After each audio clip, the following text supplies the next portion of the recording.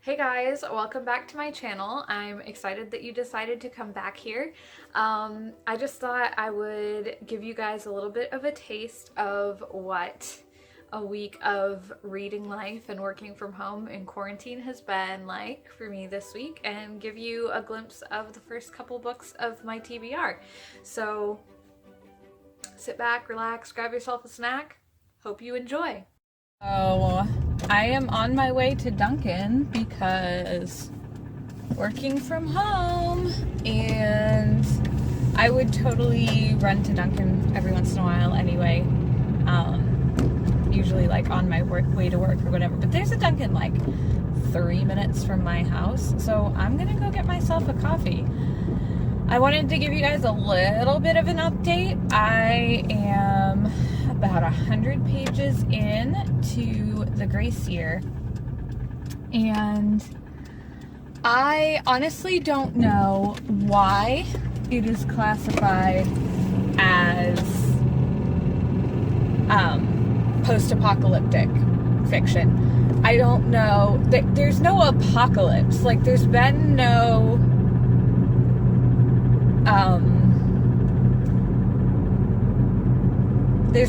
like massive event to like decimate society and force them to rebuild it in a primitive way. At least not that I can tell.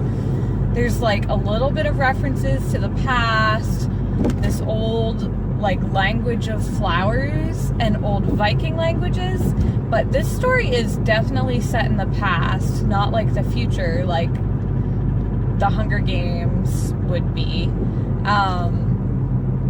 So I don't know, it's not really reading as post-apocalyptic to me because as far as I can tell, there's been no apocalypse.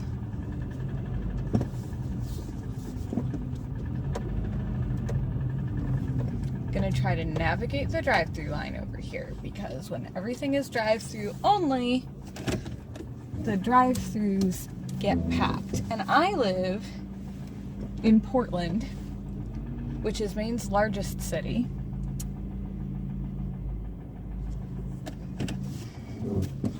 And I grew up in northern Maine in like the country. So I'm not used to having this little space for drive-throughs or parking lots. Like, I'm used to there being like a lot of space for things. Anyway, now that I am safely into the drive-through line, back to the Grace Year. Not seeing the apocalypse thing. It's definitely set in the past. There's references to corsets and hoop skirts, and there doesn't seem to be any form of modern technology. They're talking about candles and lamps and stuff, and using herbs for medicine, and there's no apocalypse. It's just set in the past. I'm definitely getting some Hunger Games vibes off of it, just because it seems like the girls in this are turning on each other, and it kind of feels like they are trying to eliminate each other so that fewer of them come back, even though according to the story that's not really the goal.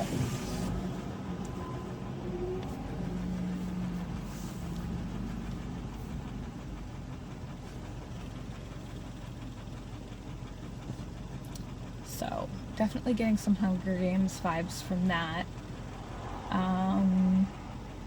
And a little bit of Handmaid's Tale, too. And I'll explain why in a minute. I'm about to order. Welcome to Dunkin'. May I help you? Hi, can I get a large frozen coffee with caramel, please? Hello, is that French vanilla caramel flow? That's it. With just cream, right? No whipped cream. Oh, whipped cream? No whipped cream. Oh, so you're getting a large frozen. Yes, large frozen. Okay, just what I missed. Sorry about that. That's all right. We'll see you at the window, my friend.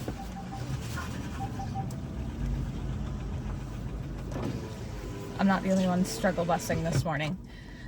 That's okay. It's got to be really stressful working drive-through when like everything is drive-through.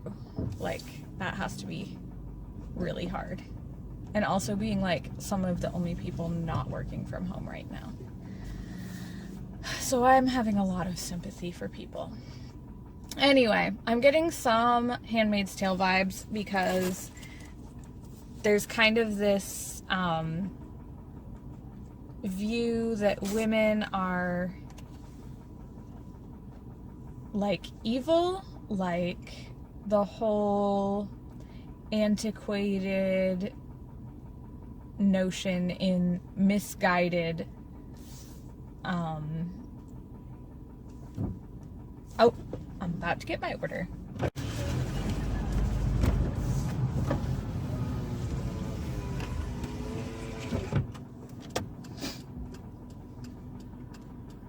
Alrighty, so there's definitely some Handmaid's Tale vibes because of this, like, there's the whole kind of like notion in misguided forms of Christianity, especially in antiquity, although I do know some people who still think this, that since Eve was the first one to eat the apple in the Garden of Eden, or whatever fruit it was, it didn't have to be an apple, regardless. Since Eve was the first one to eat the forbidden fruit, and then she dragged Adam down with her, then that means like all women are evil and treacherous and sinful, and so women have to be the ones to like protect men from our wiles, basically. Which is just, there are so many things I could say about that. This book is not casting that in a positive light at all. Obviously, it's presenting that as something that's negative, which is good, because it is. But anyway, so I'm getting some Handmaid's Tale vibes off of that, just because women are the ones that are like held to a different standard, and they really only seem to be like good for bearing children, particularly sons, and they can be severely punished or killed for the least little thing. So basically the whole premise of the Grace Year is when a girl turns 16, her magic comes in, and what I'm like getting from the overall story is that her magic is less magic and more like feminine charm. I mean, I think it's about getting to the point where you are like basically sexually attractive to men and yeah, I think that's really the whole magic thing. It doesn't seem to be like actual magic. So the point at which I'm at, I should back up. Where they're at in the story, it's like they're 16, their magic comes in, there's this like ceremony thing, and basically like there's more women than men, and basically like the men choose their brides essentially with the help of like their fathers and the town council or whatever. And so the women who are chosen as brides go into the Grace Year with a veil, and the women who aren't chosen as brides know they're going to come back and they're going to be assigned to a workhouse, basically. It could be like the fields, it could be like some form of industry, but they're going to be working, and the wives are like, basically they're like not allowed to do anything. They have servants. Their only real function in life is to be wives and mothers. And so essentially the main character that we're following is like not about that life, and she has never done anything to like attract a male, and she doesn't want to be a wife. So she's like convinced she's gonna go and get herself assigned to some kind of work duty, and she's fine with that. And I don't want to give spoilers, so I won't say what happens, whether or not she gets her wish.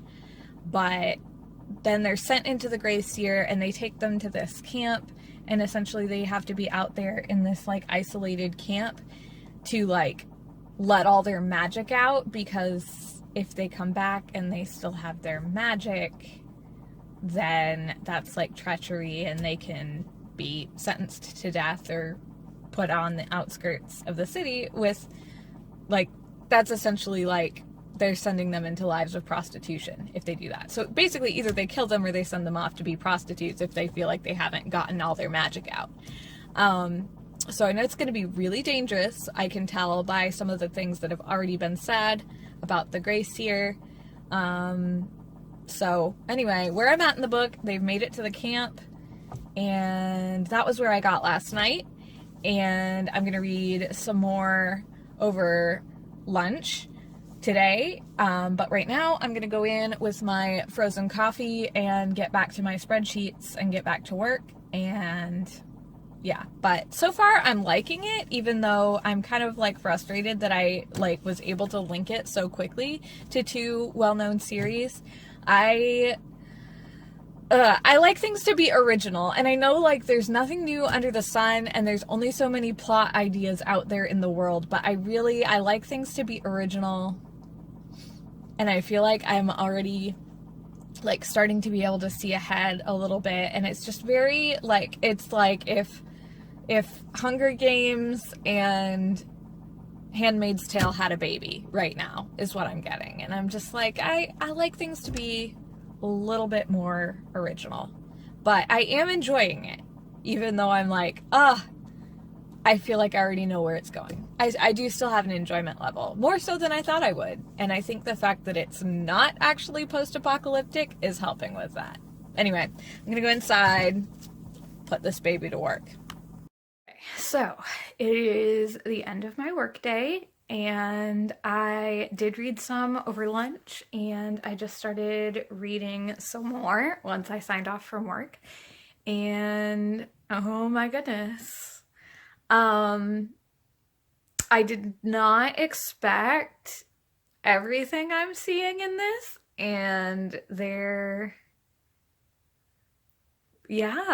is some excitement. I don't want to give spoilers, but there are some turns that I did not expect. I still feel the combo of Hunger Games and Handmaid's Tale, I really do, but it is its own story. I'm finding myself to enjoy it a little bit more. There's some adventure in it, and I am definitely hooked. So I'm gonna read some more and see how far I get tonight. But yeah, so far I'm really liking it. I'm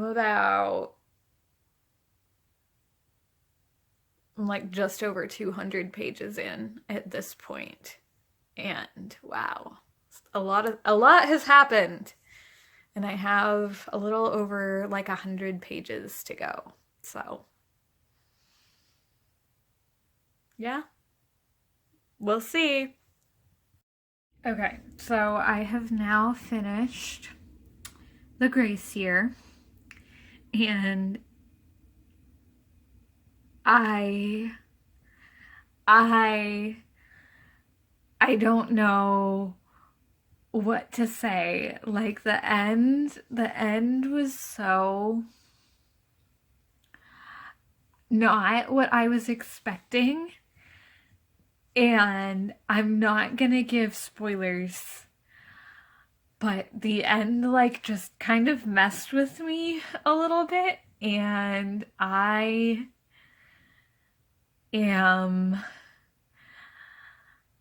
shook. I did not see that coming. Also, it feels really, really, really, really unfinished. Like, I was not satisfied with the ending at all. Like, I just really felt like Tierney and everybody else in that book deserved better than what they got. Like, I'm actually mad. Like, I'm upset. I really enjoyed the book overall. I just went and rated it on Goodreads. I gave it 4 stars. But like, you guys, I am so mad about the ending. Like, I am not okay. I am not okay. So I went and looked because I'm so like, whew, I have so many feelings about the end that I'm just like, is there a sequel? Say there's going to be a sequel. There has to be a sequel now, right? Because it does not feel finished, you guys. And I did see that Kim Liggett, the author, has said that a sequel is something that is on the table. So thank goodness for that. But I am still mad. No one in that book deserved that ending. It was not okay. I am not okay, you guys. I'm not okay. I'm not okay.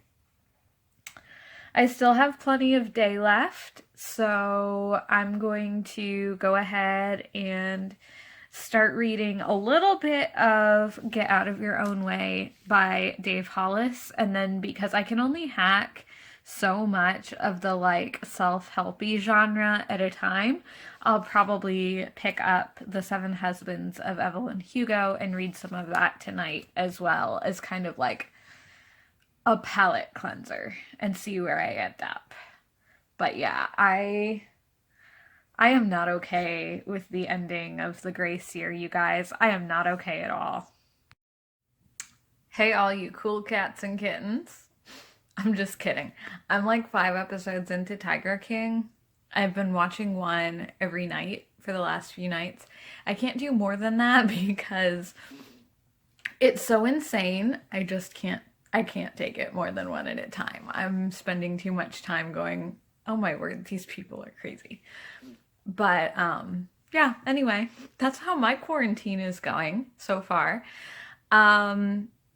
Yeah, so I just thought I would hop on and give a little bit of an update. I got into Get Out of Your Own Way by Dave Hollis last night and got about 20% of the way into it. And it's pretty much what so far it's pretty much what you would expect from Dave Hollis. A lot of it so far is just like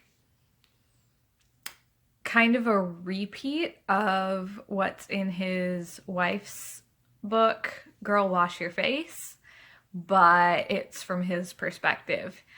I also went and looked just because I was curious because, I mean, obviously he's a man and Rachel Hollis is a woman, and I wondered if his book was supposed to be geared a little bit more toward men. And there are a couple phrases in it that would lead me to believe that he is talking to men and like husbands a little bit more so than women.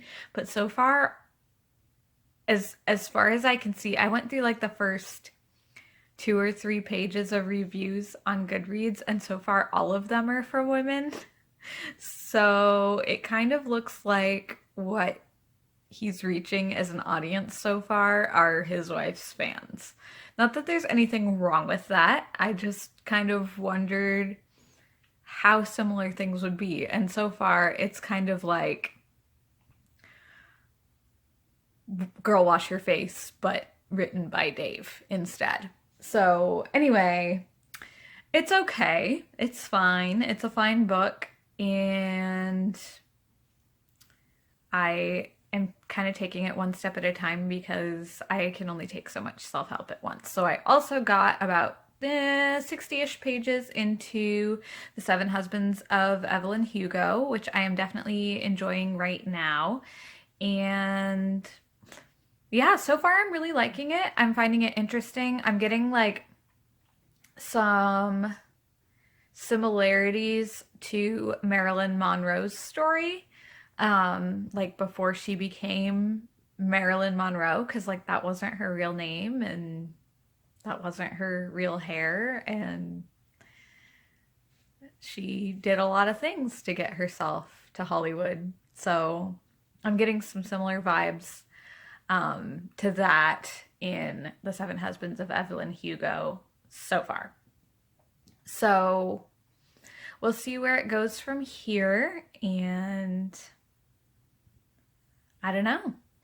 Right now, I am sitting in my room doing my whole mobile work thing. The upside of that, I've told myself I'm gonna continue to take care of myself. Like, I'm gonna keep showering and like taking care of my skin and doing my makeup and everything, but I'm not holding to like quite as strict of a schedule. So, like, because I don't have to be 100% ready for the day when I log into work, I'm not always. And so every once in a while, I'll take a minute and fix something. So, like, I took a shower at one point. Obviously, that was actually before I clocked in. And then we had a conference call, and I don't have to be on video for that, so nobody can see that I don't have makeup on and haven't dried my hair. But I'm wearing a face mask right now to like detox the skin. And I'll wash that off later. But yeah, I've just been a lot more gradual about getting ready for my day because frankly, I'm not sleeping as well as I did before the pandemic. And so I'm just taking my life really, really slowly right now, and that's okay. But yeah, I just wanted to give a reading update. That's where I'm at so far. I did want to show you guys something pretty cool that happened. So I got some book mail the other day. I got The Two Lives of Lydia Bird, which I almost chose as my book of the month last month, and The 10,000 Doors of January, which I read for my book club in February. And I liked it so much, I decided I wanted to actually own a copy and I wanted to reread it. And that is not that usual for me. So that's kind of major. I ordered those two from Bull Moose, which is a really cool store that we only have like in Maine and New Hampshire. And it's, how do I describe it? Like books, music, video games, movies. They carry a little bit of everything. Some of it's new and some of it's secondhand, but they are actually still able to ship books. So I was able to get these two. I was only going to get this one, and then they said free shipping if you spent $30. So I picked up this one too. Figured it was a good opportunity. I am going to dig into this in May, so there's a sneak peek for you, and I'm so excited to do it, and I'm going to have a really hard time holding off on starting it until then. Also, I decided I'm going to go ahead and keep Where the Crawdads Sing on my shelves, maybe reread it, but I decided I wanted to keep this copy. I actually want to own it. Again, major for me. And so since I have these two books here that I like really want to own, and I do this with my books. I started doing this with my books I really wanted a couple months ago. I ordered this stamp off of Etsy, and I'll just show you what it looks like on the inside. There it is. So I decided I really actually want to own these books.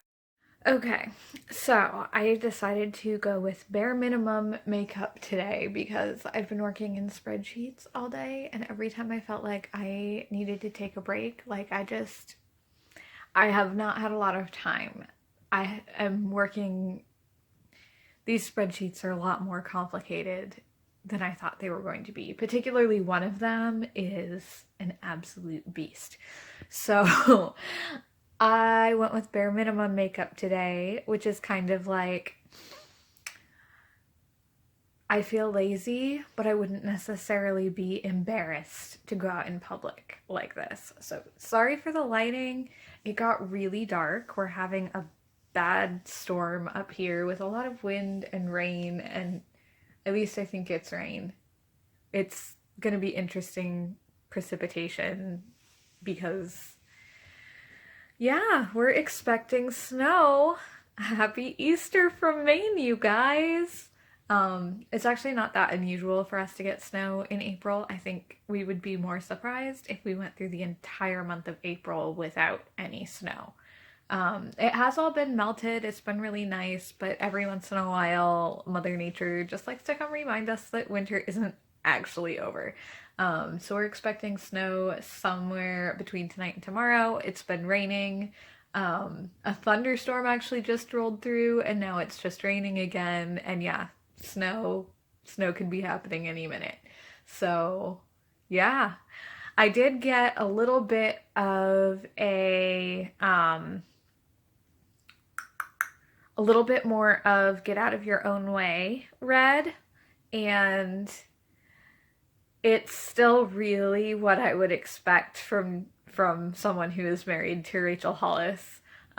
Still haven't really seen anything like new or unique. I mean, I feel weird saying this because it's like I want it to be a different take and it doesn't really feel like it is, but also I feel like I would be not happy with it if it didn't line up with Rachel Hollis's stuff. So I don't really know how I feel about it, but it's definitely very self-helpy. So there you have it. So far, I still think his wife's book was better. Especially her first one. I wasn't a huge fan of her second one, but I did like her first one.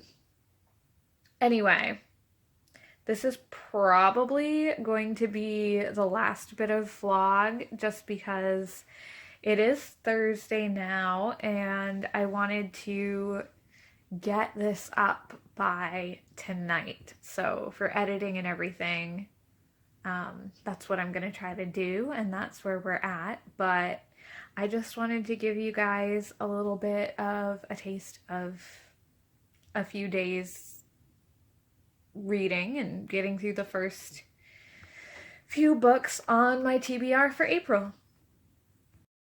So, thanks for watching, and I hope you come back.